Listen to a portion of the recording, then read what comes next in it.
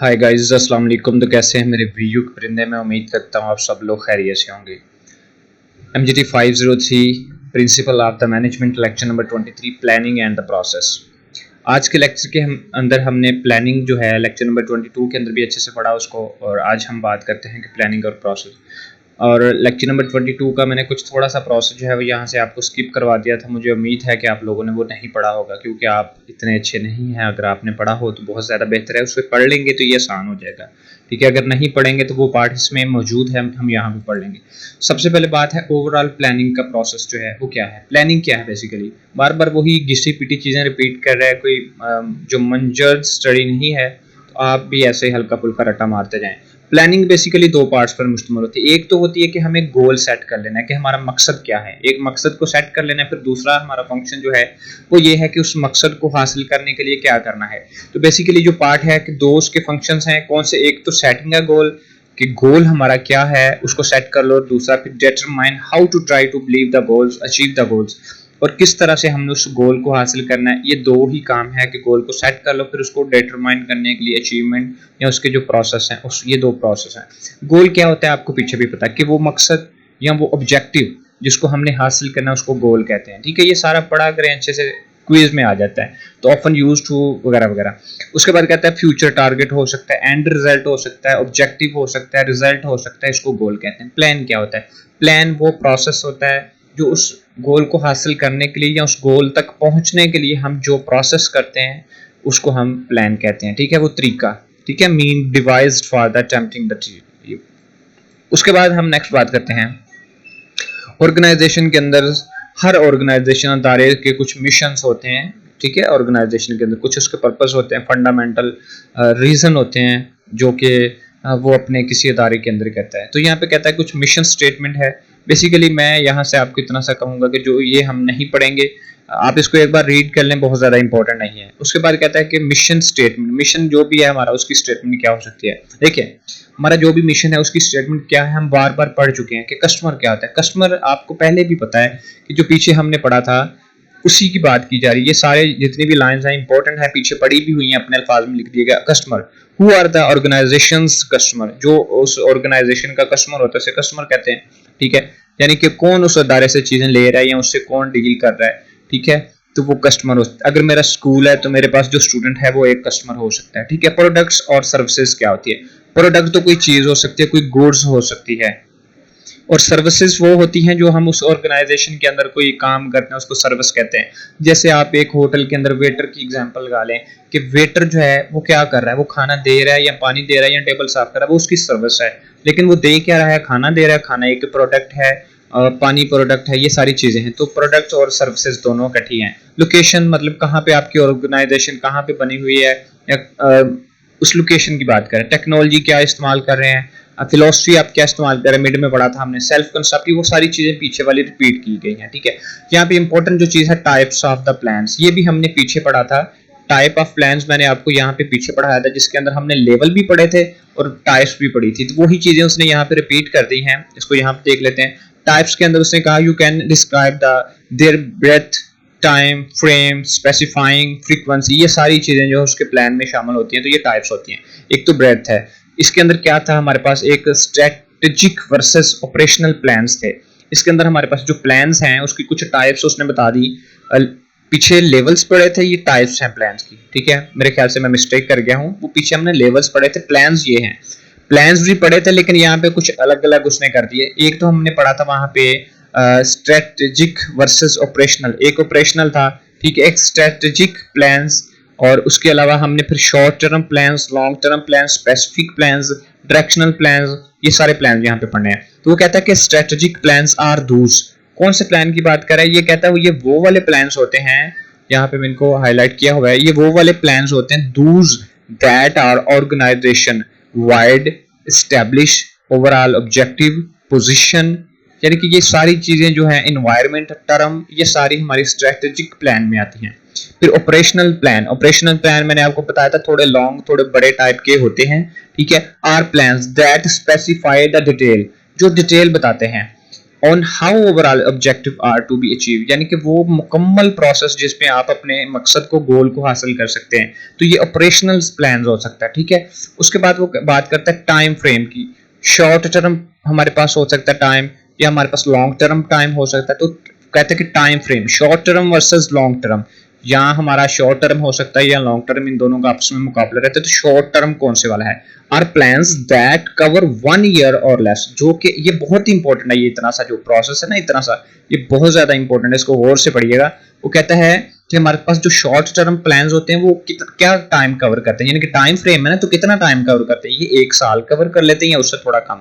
जो long term plan होते हैं ये कितना टाइम पीरियड, टाइम फ्रेम पढ़ रहे हैं तो कितना टाइम, तो वो कहता है ये एक्सटेंड कर जाते हैं 3 ईयर्स, ठीक है। ये 3 सालों तक चला जाता है, यानी कि कोई प्रोजेक्ट है या कुछ मैनेजमेंट में आपका जो प्लान किया है उस प्लान के मुताबिक काम करें तो वो प्लान आपका 3 साल तक चला जाए, लॉन्ग टर्म है। अगर वो 1 साल से कम रहे तो वो शॉर्ट टर्म है। स्पेसिफाई यानी कि specific, specificity, specific versus directional plans. यहाँ पे ऑपरेशनल थे, यहाँ पे अब डायरेक्शनल प्लान है। सबसे पहले बात करते हैं स्पेसिफिक प्लान्स कहते हैं कौन से, वो वाले प्लान जिनके अंदर आप अच्छे से डिफाइन कर दें कि क्लियरली, जैसे कि ऑडियंस है, आप स्पीकर पे प्लान कर रहे हैं, इसके लिए कुछ खास रूम या इंटरप्रेशंस रिक्वायर्ड नहीं होती, कोई कमरा या हॉल टाइप नहीं, जैसे इन्वेस्टिगेशन प्रोसेस रिक्वायर्ड नहीं होता, डायरेक्टली आप मुखातब होते हैं। तो आर दूस प्लान दैट क्लियरली डिफाइन, जो कि सरेआम क्लियरली डिफाइन कर दिए जाते हैं, हैव नो रूम, इनके लिए कुछ स्पेशल रूम रिक्वायर्ड नहीं होते, इंटरप्रेशन रिक्वायर्ड नहीं होती, इनको हम स्पेसिफिक प्लान कहते हैं। उसके बाद वो बात करते हैं डायरेक्शनल प्लान, जो डायरेक्शन आपकी क्लियर करते हैं। Are flexible plans that set out general guideline, यानी कि ये जनरल गाइडलाइन देते हैं, आपको एक डायरेक्शन देते हैं, इनको डायरेक्शनल प्लान्स कहते हैं, ठीक है। ये आपको आपके मंसूबे, आपके गोल के लिए एक डायरेक्शन प्रोवाइड करे तो इनको डायरेक्शनल प्लान कहते हैं, ठीक है। इंपॉर्टेंट था ये, इतना सा पार्ट आपने अच्छे से करना है। उसके बाद बात करता है नेचुरल ऑर्गेनाइजेशंस गोल। कोई भी ऑर्गेनाइजेशन नेचुरल जो है उसके क्या प्लान्स हो सकते हैं, ये पीछे पढ़ा था कि ये परफॉर्मेंस को इंप्रूव कर देते हैं। ये इंपॉर्टेंट पॉइंट है, नेचुरल ऑर्गेनाइजेशन के जो गोल हैं ये कोई भी परफॉर्मेंस है ना उसको इंप्रूव कर देता है, ठीक है। एक्सपेक्टेशंस इसको इंप्रूव कर देता है। ये कोई मीटिंग रखी है उसकी मोटिवेशन को इंक्रीज करता है। कंट्रोलिंग के फंक्शन जो हैं आपने उसको कंट्रोल करना है, प्रोग्रेस करना है, इन चीज़ों का ये एक्शन जो है वो बढ़ा देता है। कि यानी कि गोल्स जो हैं ये किसी ऑर्गेनाइजेशन के अंदर सेट कर लिए जाए तो ये बहुत बेनिफिट देते हैं, ये मीटिंग के अंदर मोटिवेशन को इंक्रीज कर देते हैं। तो ये हमने पीछे भी पढ़ा था, अगर आप पीछे जाके लेक्चर नंबर 22 के अंदर देखें तो हमने पढ़ा था, ठीक है। उसके बाद बात करते हैं 3 लेवल्स। ये लेवल भी हमने पीछे पढ़े थे, अभी मैंने आपको ऊपर दिखाए भी थे। स्ट्रेटेजिक गोल क्या है, और उसके बाद टैक्टिकल गोल क्या है, ऑपरेशनल गोल क्या है, ये हमने पीछे पढ़े थे। थोड़ा सा फिर रिपीट कर देता हूँ। स्ट्रेटेजिक गोल जो है आर ब्रॉडली डिफाइन, ये क्या करते हैं, टारगेट करते हैं, और फ्यूचर होता है, या तो इनको कह सकते हैं कि ये टारगेट्स हो सकते हैं, या ये आने वाले वक्त के अंदर कुछ रिजल्ट्स हो सकते हैं एट द एंड, ठीक है। तो ये टॉप मैनेजमेंट के जरिए इनको सेट किया जाता है। जो मैनेजमेंट के इदारे होते हैं या मैनेजमेंट के अंदर मैनेजर होते हैं, तो टॉप मैनेजमेंट होती है ना, वो इसको डिफाइन करती है। ये कुछ टारगेट हैं या कुछ फ्यूचर गोल हैं या कुछ फ्यूचर रिजल्ट हैं या फ्यूचर एंडिंग है, इनको स्ट्रेटेजिकल गोल कहते हैं, जो कि एक टॉप मैनेजमेंट इनको कवर करती है, इनको स्ट्रेटेजी कहते हैं। उसके बाद मिडिल मैनेजमेंट भी कुछ कंट्रोल करती है, जो टॉप से थोड़ी मिडिल होती है। तो वो कौन से हैं, वो टैक्टिकल गोल्स हैं, आर टारगेट्स हो सकते हैं, फ्यूचर एंड्स हो सकते हैं, या रिजल्ट हो सकते हैं। यहाँ पे थोड़ा सा कोमा डालो ताकि बात अलग अलग से हो जाए, आपको समझ आ जाए, ठीक है। तो ये कौन इनको सेट करता है, मिडिल मैनेजमेंट इनको सेट करती है, ठीक है। ये कुछ डिपार्टमेंट के या किसी यूनिट के अंदर मैनेजमेंट का कोई यूनिट हो सकता है या कोई डिपार्टमेंट होता है जो इसको सेट करता है, ठीक है। उसके बाद कहता है operational goal are those target. इन सब की लाइन सेम है, सिर्फ एंड पे जाके ये एक लाइन चेंज करनी है, आपको याद हो जाएगा बड़े अच्छे से। वो कहता है आर दूज टारगेट या फ्यूचर या and result set by the lower management, जो सबसे निचला तबका जो इसको तय करता है, तो इसको कहते हैं ऑपरेशनल। सबसे टॉप मैनेजमेंट, मिडिल और लोअर मैनेजमेंट। तो ये 4 पॉइंट बहुत अच्छे हैं, इनको आप देख लें। उसके बाद हाउ, आप मेरे ये हैंडआउट्स जो हैं ये पीडीएफ हाईलाइटेड किए हुए हैंडआउट्स ले सकते हैं। डिस्क्रिप्शन में ग्रुप दिया हुआ है, उस ग्रुप के अंदर आ जाएं आप, ठीक है। वहाँ से आके किसी बच्चे को बता दें कि ये मुझे हैंडआउट्स हाईलाइट सेंड कर दें, तो जो बच्चा पहले ज्वाइन कर ले मैं उसको सेंड कर दूंगा, बाद में आके कोई बच्चा मांगे तो आपने उसको खुद सेंड कर देना, ठीक है। एक दूसरे की हेल्प करते रहें, तो ये आपको ग्रुप में मिल जाएंगे।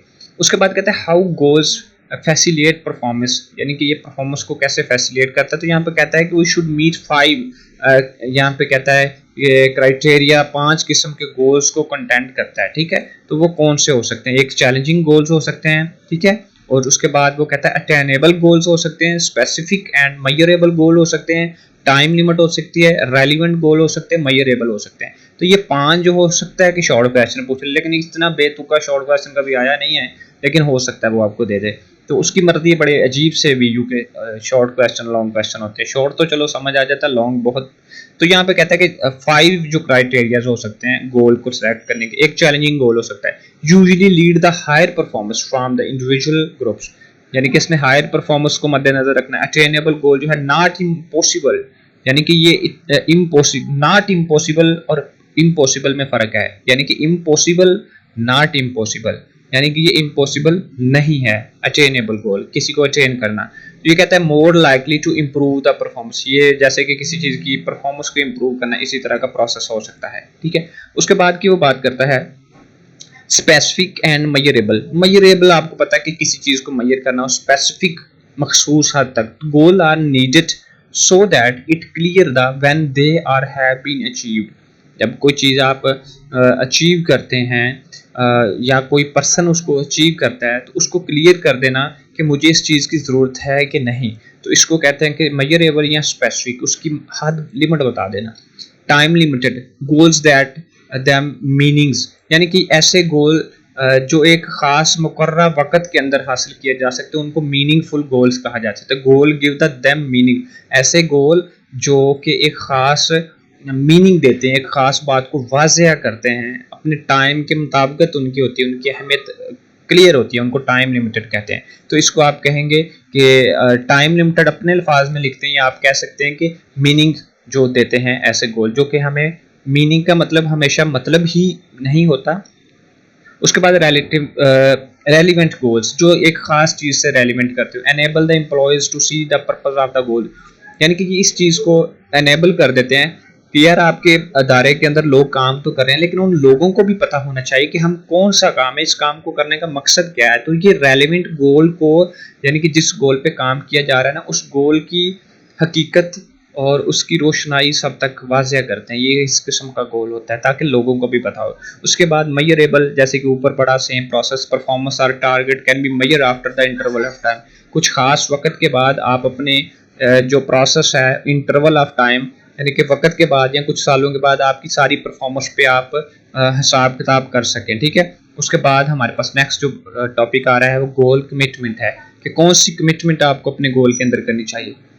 सबसे पहला ऑप्शन जो है सुपरविजरी या सुपरवाइजरी अथॉरिटी, यानी कि जो बड़ा ऊपर सुपरवाइजर होता है या कोई बड़ा ऑफिसर है, तो कहता है उसको मोटिवेट करना चाहिए अपनी टीम को, नीचे काम करने वाले को, ताकि जितने भी गोल्स हमने सेलेक्ट कर लिए हैं, कि फ़र्ज करो कि हमने एक फैक्ट्री बनानी है, या फैक्ट्री के अंदर हमें माल तैयार करना है, या हमें कोई प्रोडक्शंस मुकम्मल करनी है, तो इस सुपरवाइज़र का काम होता है अपने एम्प्लॉयज़ को मोटिवेट करना कि वक्त से पहले पहले हमारा काम हो जाए। उसके बाद है पीयर एंड ग्रुप प्रेशर में सर्व एज मोटिवेशन। वो कहता है कि इसके अंदर जो हमारे पास प्रेशर्स होता है, वो कहता है कि एक ऐसा रोल अदा करता है एक मोटिवेशन का। फॉर एग्जांपल एक ऑफिसर है या ऊपर एक मैनेजर है, वो बहुत प्रेशराइज कर देता है अपने काम करने वालों को। तो वो कहता है कि ये हो सकता है कि ये एक, जैसे कि आपने किसी को मोटिवेट कर के काम जल्दी करवा लिया, या आपने डंडे की मदद से या प्रेशर की मदद से वो काम जल्दी करवा लिया, तो सेम मोटिवेशन वाला ही सीन हुआ ना, कि काम जल्दी हो गया। उसके बाद एक्सपेक्टेशंस हैं, इसको देख लें आप, ये सारे छोटे छोटे पॉइंट देख लें। उसके बाद है वर्कर बिहेवियर में be affected by the 4 factors.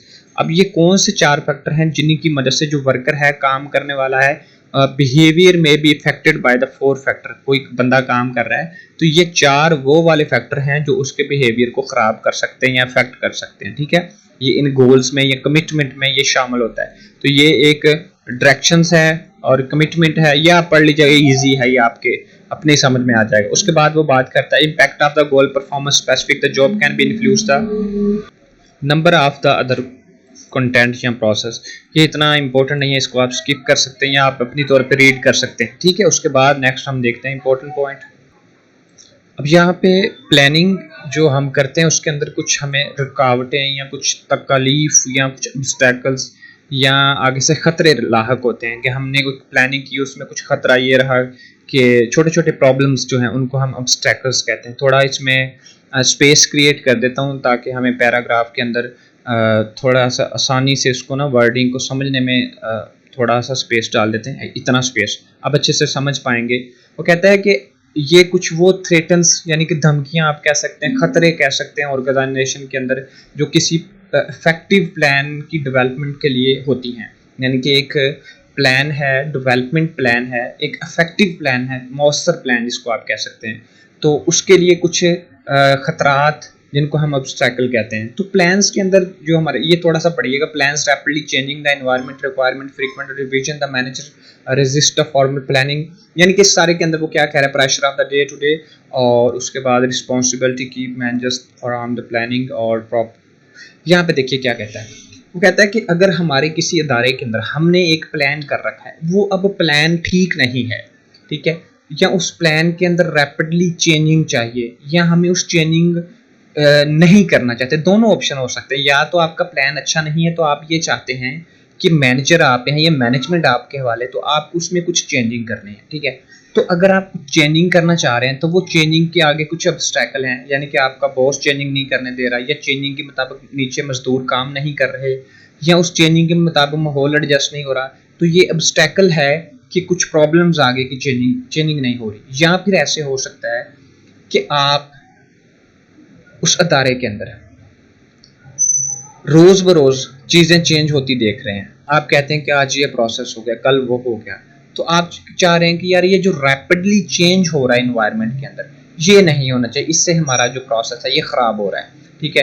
तो आप ये चाहते हैं कि ये चेंजिंग नहीं होना चाहिए, लेकिन कोई ना कोई वजूहात आपको नजर आ रही है जिसकी वजह से चेंजिंग होती जा रही है, तो आप उसको रोकना चाह रहे हैं। तो आपके पास बहुत सारे ऑब्स्टैकल हो सकते हैं कि कोई ना कोई आपके सामने पुअरली प्रोसेस हो सकते हैं, या फिर आपके पास बजट का प्रोसेस हो सकता है। तो यहाँ पे वो ऑब्स्टैकल जो आपकी प्लानिंग को ख़राब कर देते हैं, ठीक है, उनकी बात हो रही है। तो सबसे पहले हमारे पास प्लानिंग एक स्टाफ प्रॉब्लम हो सकता है, ठीक है, यानी कि हमारा जो स्टाफ है, स्मॉल ग्रुप ऑफ, यानी कि एक छोटे लेवल के जो मैनेजर हो सकते हैं उसको स्टाफ कहा जा सकता है, या आपके पास नीचे मजदूर तबका हो सकता है, ठीक है, जो कि हमारे पास स्टाफ का बेसिकली होता है कि ये शुड हेल्प या फोकस करते हैं helping rather than the taking over the planning process. अब यहाँ पे देखिए, अक्सर आपने कहीं ना कहीं देखा होगा, मजदूर हड़ताल कर देते हैं, ठीक है, सारा काम खराब कर देते हैं, या फिर हमारे पास जो नीचे मैनेजर होते हैं वो काम नहीं कर रहे होते, या वो कुछ ना कुछ गलत मोटिवेट कर रहे होते हैं। इस वजह से ये सारे ऑब्स्टैकल होते हैं, ये अपने अल्फाज में निकलने वाली चीज़ें हैं, इसलिए मैं थोड़ा सा अलग से बता रहा हूँ। अगर आप बुक को फॉलो करना चाहते हैं तो मैं उसको भी थोड़ा सा साथ में टच कर देता हूँ। यहाँ से पढ़ लेते हैं, ये थोड़ा इंपॉर्टेंट है, ये वाला पैरा आपने अच्छे से कर लेना है। Organisation can take steps to reduce the obstacle. ये जो ऑब्स्टैकल हैं, ये जो रुकावटें हैं, इनको रिड्यूस करने के लिए या इनको कम करना चाहिए। तो ऑर्गेनाइजेशन या जो अदारा है वो कहता है कि उसको कोई ना कोई कदम जरूर उठाना चाहिए इनको कम करने के लिए, ठीक है। टॉप लेवल के जो मैनेजर होते हैं वो कहता है कि may demonstrate their support for the planning. वो कहता है कि हो सकता है कि वो अपनी पूरी कोशिश करें या अपनी पूरी सपोर्ट लगाएं प्लानिंग प्रोसेस के ऊपर, जितनी भी रुकावटें हैं उनको डिमॉन्स्ट्रेट कर दें। इस काम के लिए जो स्टाफ है, जो प्लानिंग स्टाफ हो सकता है, यानी कि प्लानिंग स्टाफ ना अलग से एक टीम होती है जो मशवरे देती है या असिस्टेंट होते हैं, तो प्लानिंग स्टाफ एक छोटा सा ग्रुप होता है इंडिविजुअल, ये एक ऐसा ग्रुप होता है जिन्होंने टॉप लेवल के जो मैनेजर हैं उनको सपोर्ट करना होता है, उनकी हेल्प करनी होती है, ठीक है।